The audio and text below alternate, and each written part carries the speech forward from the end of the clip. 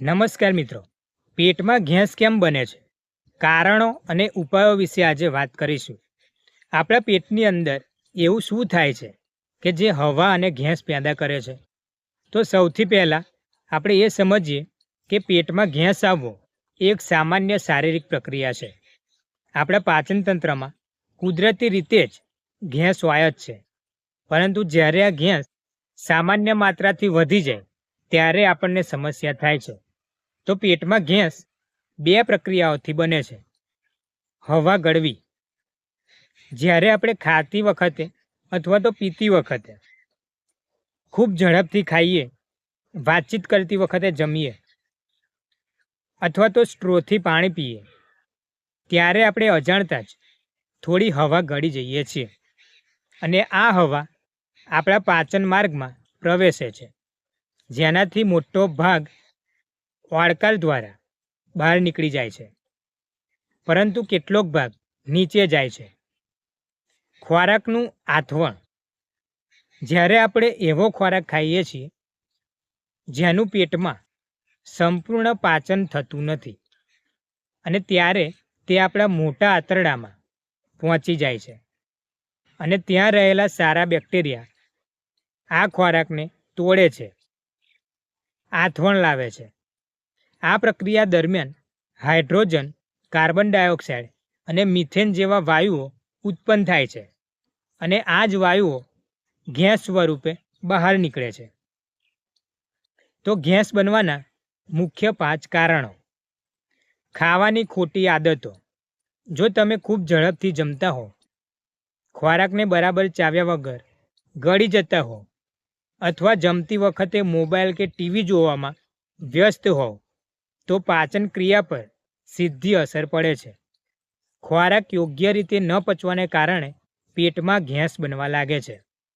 Gas ઉત્પન્ન કરતો ખોરાક, ઘણા પૌષ્ટિક ખોરાક પણ એવા હોય છે જે પચવામાં ભારે હોય છે અને ગેસ પેદા કરે છે.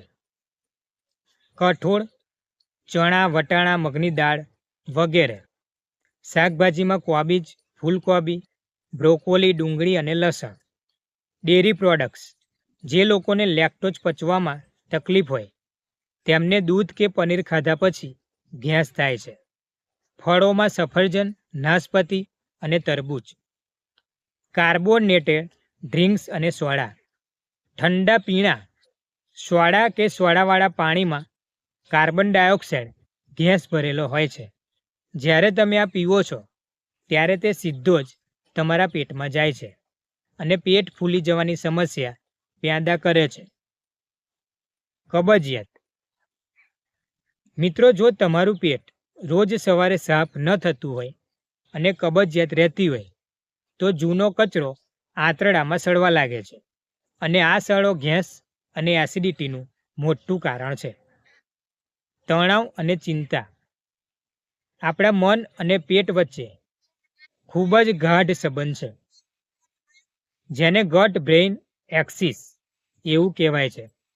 જ્યારે તમે ખૂબ તણાવમાં હોવ છો ત્યારે શરીરના પાચન જે ઉત્સેચકો હોય છે એનું સ્ત્રાવ ઘટી જાય છે અને જેનાથી ખાવાનું બરાબર પચતું નથી અને પછી ગેસ બને છે.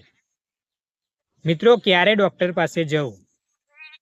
સામાન્ય ગેસ થવો એ સામાન્ય વાત છે, પરંતુ જો આ સમસ્યા રોજે રોજની બની જાય તો તમારે થોડું ચેતીને ડૉક્ટર પાસે જવું. લક્ષણો દેખાય તો, જો તરત જ ડૉક્ટરની સલાહ લેવી.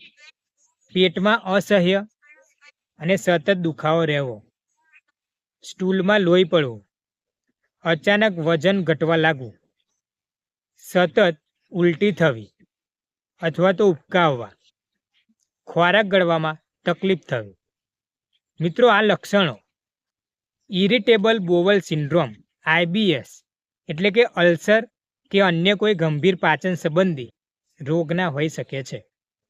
હવે વાત કરીએ ગેસથી છુટકારો મેળવવાના સરળ ઘરેલું ઉપાયો. આપણા રસોડામાં જ એવી કેટલીક અદ્ભુત ઔષધિઓ છે જે ગેસને ચૂપચાપ ભગાડી શકે છે. અજમો અને કાળું મીઠું. અડધી ચમચી અજમામાં થોડું કાળું મીઠું ઉમેરીને હુંફાળા પાણી સાથે ફાંકી જવાથી ગેસમાં 5 જ મિનિટમાં રાહત મળે છે. જીરાનું પાણી. 1 ગ્લાસ પાણીમાં 1 ચમચી જીરું ઉકાળીને પાણી અડધું રહે ત્યારે તેને ઠંડુ કરીને પીવાથી પાચન શક્તિ મજબૂત થાય છે અને ગેસ દૂર થાય છે. આદુનો ટુકડો. જમતા પહેલાં આદુના નાના ટુકડા પર સિંધવ મીઠું નાખીને તમે ચાવો છો તો ગેસ દૂર થાય છે. વજ્રાસન. જમ્યા પછી ઓછામાં ઓછી 10થી 15 મિનિટ વજ્રાસનમાં બેસવાની ટેવ પાડો. આ એકમાત્ર એવું આસન છે કે જે ભોજન પછી પણ કરી શકાય છે અને તે પાચનને ઝડપી બનાવે છે અને જેના કારણે ગેસ દૂર થાય છે. શારીરિક સક્રિયતા. આખો દિવસ એક જ જગ્યાએ બેસી રહેવાને બદલે થોડું ચાલવાનું રાખો. તો મિત્રો, ગેસ એ કોઈ મોટી બીમારી નથી, પણ જો સમયસર તમે ધ્યાન ન આપો તો તે આપણી દિનચર્યા બગાડી શકે છે. થોડી સાવધાની, સંતુલિત આહાર અને યોગ અને વ્યાયામથી તમે હંમેશા પેટની આ સમસ્યાથી દૂર રહી શકો છો.